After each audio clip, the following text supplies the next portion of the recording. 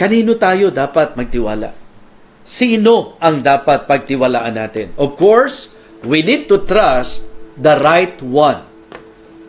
We need to trust the right one. Sino po? The proven Lord.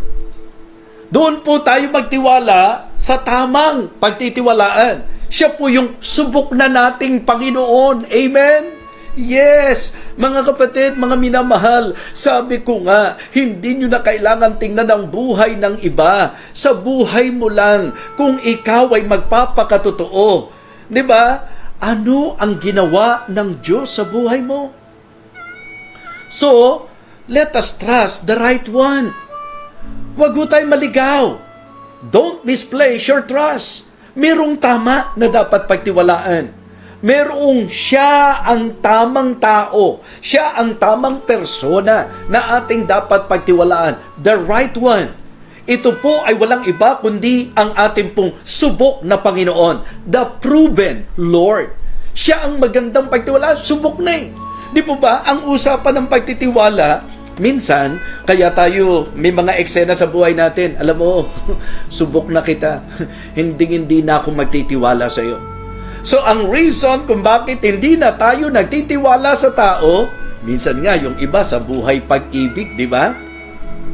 Pagka naranasan mong niloko ka, pag naranasan mong dinaya ka, di ba? Ang nagiging takbo ng isip mo, hindi na kita pagtitiwalaan. Bakit? Kasi subok mo na eh.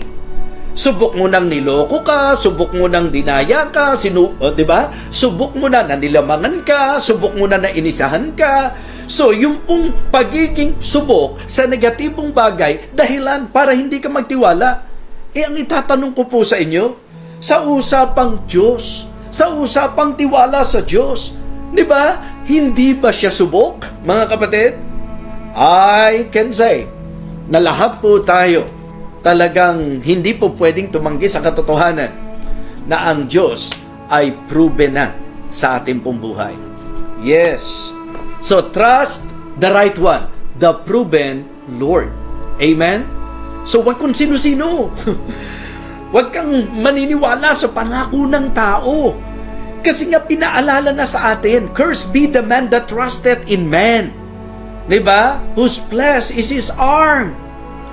At yung kanyang puso, humiwalay sa Panginoon.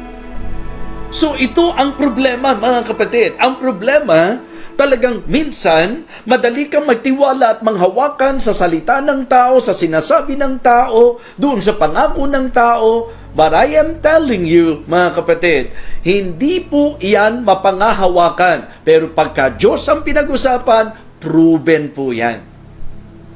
Subok na po ang Panginoon sa maraming larangan. Subok na po ang Panginoon sa maraming pagkakataon sa ating buhay. Subok na po natin ang Panginoon na sa moment na down ka, siya talaga ang po pwedeng mag-ahon sa iyo. Siya talaga ang po pwedeng magbangon sa iyo. Proven na po siya na kung magtitiwala ka, kaya ka pa niyang patawarin sa kasalanan mo. Kaya ka pa niyang ibangon. Kaya ka pa niyang idirekta ng lakad kung pagtitiwalaan mo lang siya.